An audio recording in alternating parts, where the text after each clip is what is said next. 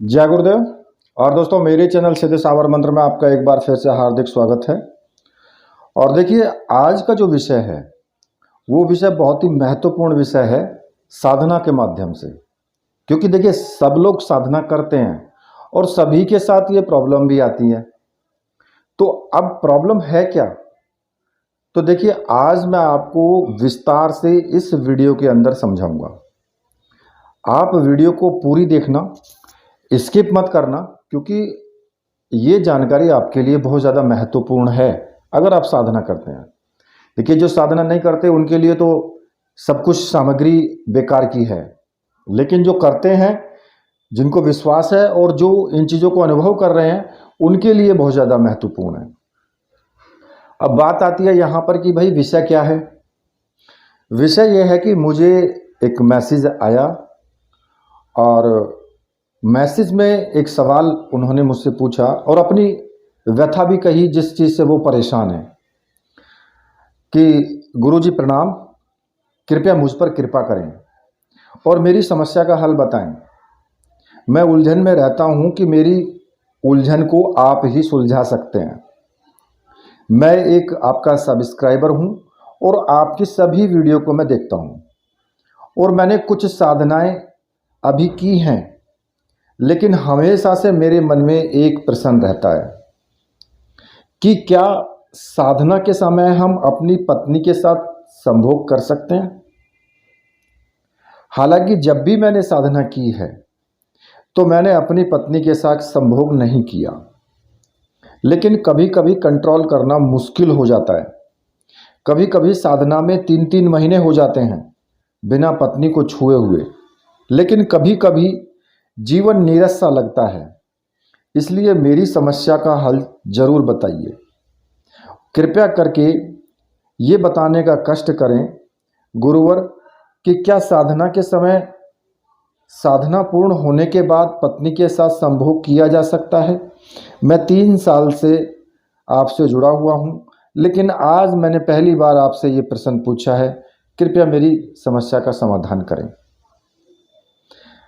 अब देखिए, मेरा मन ये हुआ कि क्यों ना इस पर मैं एक वीडियो बना दूं, क्योंकि ये समस्याएं अक्सर होती हैं। आप सभी गृहस्थी हैं, भाई मैं भी गृहस्थ में हूँ, क्योंकि मैं भी गृहस्थी हूँ, मेरे भी बच्चे हैं, पत्नी हैं, आपके भी पत्नी हैं, बच्चे हैं। तो अब समस्या तो सबकी वही है ना, सेम।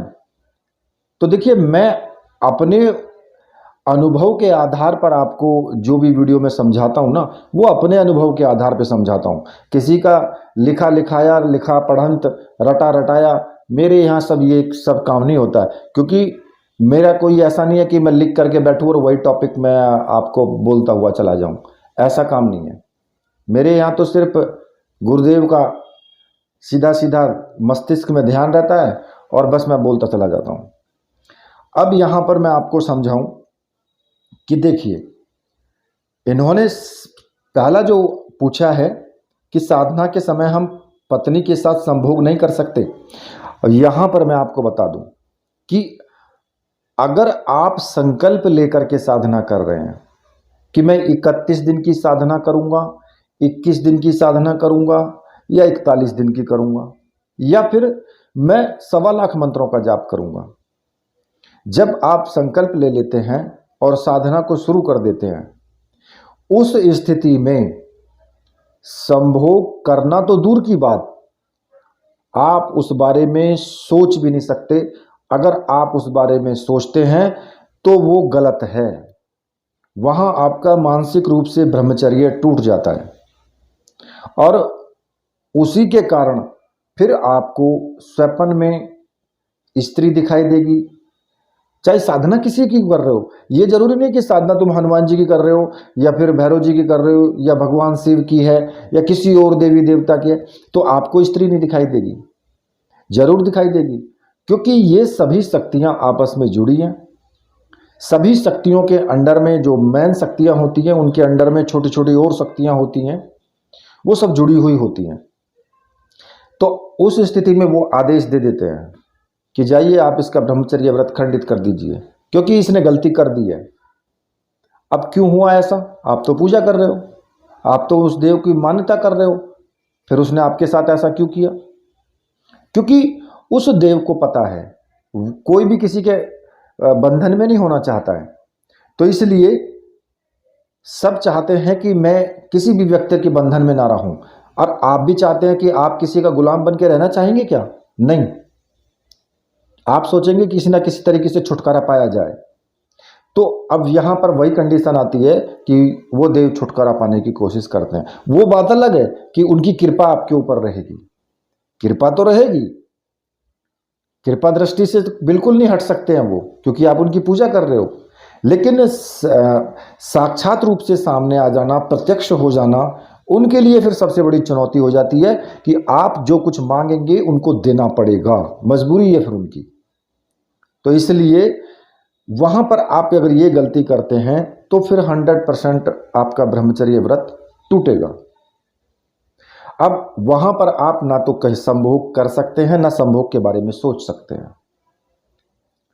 दूसरा, उसी कंडीशन में अगर कोई स्त्री, चाहे वो आपकी स्त्री हो या कोई माता बहन हो, जो भी है, अगर वो उस वक्त में रजस्वला है, महीने की उसको जो समस्या है वो चल रही है, उस वक्त में तो आप उसके हाथ का भोजन भी नहीं कर सकते हैं अगर आप साधना में हैं तो।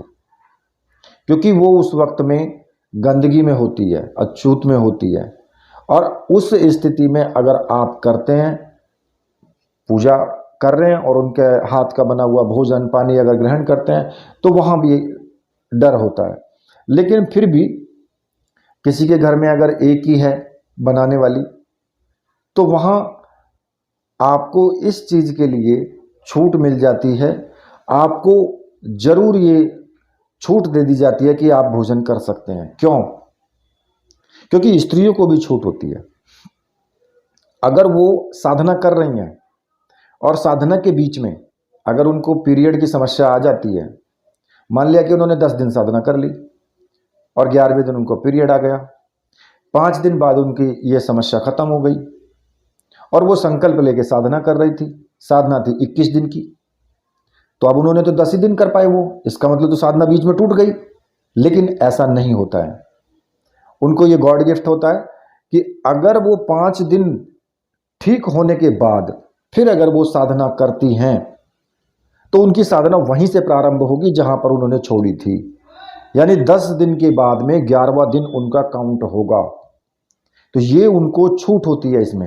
नहीं तो फिर स्त्रियां तो सब लंबी साधनाएं कर ही नहीं सकती हैं भाई। अगर उनकी ये समस्या हर महीने की आ जाती है तो वो तो कोई साधना कर ही नहीं पाएंगी ऐसे तो। लेकिन उनको ये छूट होती है कि आपकी उतने दिन की जो है वो माफ है। ठीक है। अब इन्होंने अगली इसी क्वेश्चन में जो पूछा है, लेकिन हमेशा से मेरे मन में ये एक प्रश्न रहा है कि क्या साधना में के समय हम अपनी पत्नी के साथ संभोग नहीं कर सकते।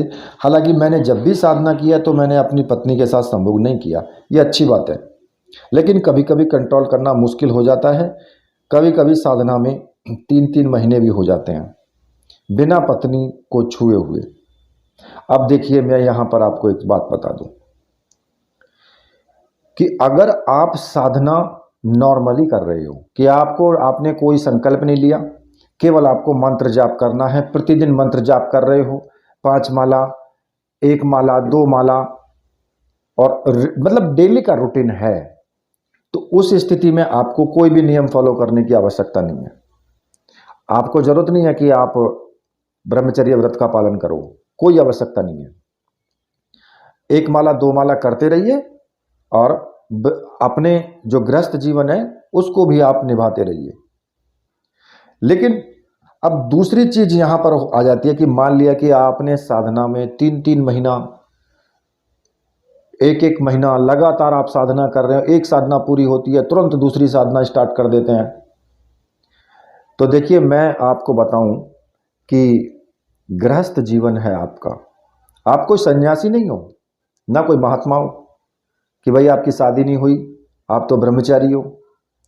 आप हो गृहस्थ व्यक्ति, और गृहस्थ व्यक्ति का अपनी गृहस्थी चलाने का भी उसका सबसे बड़ा फर्ज है।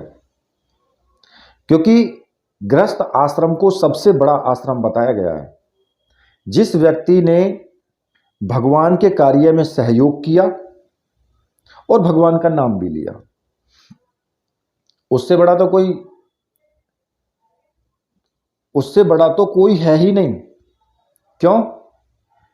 क्योंकि वो तो गृहस्थ में रहते हुए, यानी जो संतान उत्पत्ति है, जो प्रभु का भगवान की एक संरचना है, उसको आगे बढ़ा रहा है, उसमें उसका सहायता कर रहा है उसकी, और उसका नाम भी ले रहा है, तो उससे बड़ा तो कोई है ही नहीं। फिर भी अगर आप साधना करते हैं तो आप गृहस्थी व्यक्ति हैं, तो उस स्थिति में आपको अपने गृहस्थ नियम का भी पालन करना है। गृहस्थ में भी आपका धर्म होना चाहिए।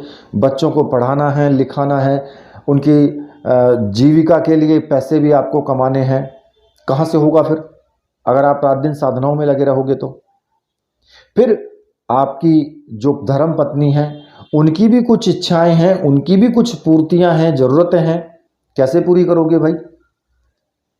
अगर आप साधना करते रहे लगातार 3-3 महीने, आपने अपनी स्त्री की तरफ ध्यान ही नहीं दिया, तो भाई वो तो साधना नहीं कर रही ना, वो आपके साथ बंध के आई है। किस लिए आई है आप भी जानते हो, सब लोग जानते हैं। वरना 2 रोटी तो वो अपने पिताजी के घर भी खा लेती, वहां भी कमा के खा सकती थी जैसे लड़के खाते हैं। लेकिन जब वो आपके साथ आई है तो आपका भी धर्म बनता है कि भाई उसकी सभी इच्छाओं की आप पूर्ति करें। अगर आप नहीं तो फिर गृहस्थ जीवन में समस्या उत्पन्न होगी। भाई वो साधना नहीं कर रही हैं, उनको उस चीज से मतलब नहीं है, उनको तो आपसे मतलब है। और आप जब उस चीज से दूर भाग जाएंगे तो फिर वो उसके मन में क्या विचार जाएगा। हाँ, इतना जरूर है, उसको आप बोल सकते हैं कि कोई नहीं, मैं 11 दिन की पूजा या अपनी कर रहा हूँ या 21 दिन की पूजा कर रहा हूँ, और इस बीच में आप मुझे थोड़ा सा मेरा सहयोग करें। और पूजा समाप्ति के बाद जब भी आपके 21 दिन 11 दिन हो जाएं, उसके बाद फिर आप अपने गृहस्थ जीवन में प्रवेश कर सकते हैं। आप मान लिया कि आप 15 दिन 20 दिन महीना भर आप गृहस्थ जीवन में रहे, फिर उसके बाद आप 11 दिन की साधना कर लीजिए, तो आपकी पत्नी भी खुश, बच्चे भी खुश, आप भी खुश। तो इस जीवन को, गृहस्थ जीवन को निभा करके साथ में चलना, साधना करते हुए, ये सबसे बड़ी बात होती है। तो इसलिए आप इस चीज का विशेष ध्यान रखो।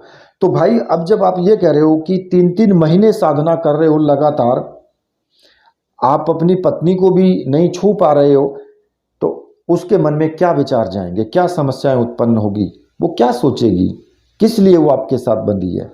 खैर, मेरा मानना यह है कि साधनाएं छोटी करो, 21 दिन से ज़्यादा बड़ी साधना मत करो, अपना गृहस्थ जीवन भी निभाओ और भगवान का नाम भी लो। ठीक है। अब इन्होंने कहा है कि भाई मेरी समस्या है, इसका हाल आप जरूर बताएं, और गुरुवर साधना पूर्ण होने के बाद क्या मैं अपनी पत्नी के साथ आ सकता हूं? बिल्कुल आ सकते हो। साधना आपकी पूर्ण हो गई, आपने जो संकल्प लिया वो साधना आपकी पूर्ण हुई, तो आप अपनी पत्नी के साथ अपने गृहस्थ जीवन में जा सकते हो। क्योंकि देखो, साधनाएं हम भी करते हैं, हम भी उपासना करते हैं और अपने गृहस्थ जीवन का भी ध्यान रखते हैं। तो ये तो जरूरी है कि दोनों पलड़ों में, दोनों हाथों में दोनों चीजों को लेकर के चलना। अगर आप एक चीज में चले गए तो फिर भाई आपको शादी करने की आवश्यकता ही नहीं थी, सीधे सीधे फिर सन्यासी बन जाते। तो यहां पर ये जो मैं आपको समझा रहा हूं, ये बहुत अच्छे से समझा रहा हूं। तो इसलिए आप इस गृहस्थ जीवन का भी आनंद उठाइए, इस गृहस्थ जीवन को भी निभाइए, साथ साथ साधना भी करिए। अगर भाई आप नहीं कर सकते हो, आप पूर्ण रूप से साधना 21 दिन लगातार या आप 31 दिन लगातार, तो नॉर्मली आप ऐसा कर सकते हो कि 2 माला का जाप प्रतिदिन का रूटीन बना लीजिए कि भाई मैं तो 2 माला करूंगा, लेकिन भाई नियम कुछ नहीं अपनाऊंगा मैं, बस पर साधना कर लूंगा, करता रहूंगा, जब तक मेरा मन आएगा तब तक करूंगा, लेकिन नियम मैं नहीं करता। तो उसमें क्या कि उस देवी देवता को भी पता है कि भाई ये तो इसका नियम है ही नहीं कुछ भी, ये बिना नियम के चल रहा है, इसको नियम फॉलो नहीं करना है।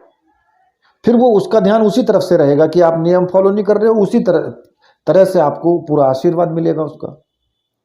ठीक है, तो देखिए जो मैंने इन्होंने भी मुझसे ये सवाल किया था, इसका आंसर मैंने वीडियो में बना करके दिया, क्योंकि मुझसे इन्होंने बोला था कि गुरुजी आप वीडियो इसके ऊपर बना देना, जिससे कि और लोगों को भी ये जो समस्याएं हैं इनके बारे में उनको भी समाधान मिल जाए। क्योंकि देखो फायदा नहीं होता उस चीज़ में। मान लिया आपकी गृहस्थी बिगड़ जाए, भाई आप साधना में लग गए 3-3 4-4 महीने, घरवाली रूठ करके चली गई अपने घर, तू भाड़ में जा, तू कर अपनी साधना, मुझे तुझसे कोई मतलब ही नहीं है, सोच करके वो भी आपको 9-2-11 करके चली गई, जा जाओ जी। अब क्या करोगे, साधना पूर्ण हो जाएगी, अरे ये तो मेरा घर बिगड़ गया, बीवी कहाँ है, बीवी मैके में है। अब बीवी को लेने जाओ, बीवी कहेगी जा तू अपनी साधना कर, मुझे नहीं जाना तेरे साथ। अब मुसीबत हो जाएगी फिर। तो इसलिए उसकी भी सोच के चलो भाई, वो शक्ति है, स्त्रियां स्त्री रूप में वो शक्तियां हैं, जो भी स्त्री रूप में वो शक्ति के लिए शक्ति है, वो उसके सामने आपकी बिसात नहीं चलेगी। तो इसलिए हमेशा जब आप अपनी ज़रूरतों का ध्यान रखते हैं तो दूसरे की भी ज़रूरतों का ध्यान रखना चाहिए। गाड़ी के 2 पहिए होते हैं, एक पहिए से गाड़ी नहीं चलती है, दोनों पहियों का होना जरूरी है और स्वस्थ होना जरूरी है दोनों पहियों का। दोनों पहिए मिलकर के तब गाड़ी चलती है, साइकिल हो मोटरसाइकिल हो तभी चल पाएगी। ठीक है, तो देखिए मैंने जो आपको समझाया है मेरे विचार से आपकी समझ में आ गया होगा पूर्ण रूप से, और उसको नियम को मैंने जो बताया उस पर चलोगे भी आप, तो आपके घर में भी कोई समस्या उत्पन्न नहीं होगी और आप साधना भी कर सकते हो।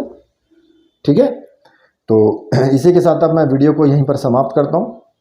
मेरे साथ बोलिए, बोलिए वीर बजरंगबली हनुमान जी महाराज की जय, बोलिए मेरे परमहंस गुरुदेव की जय।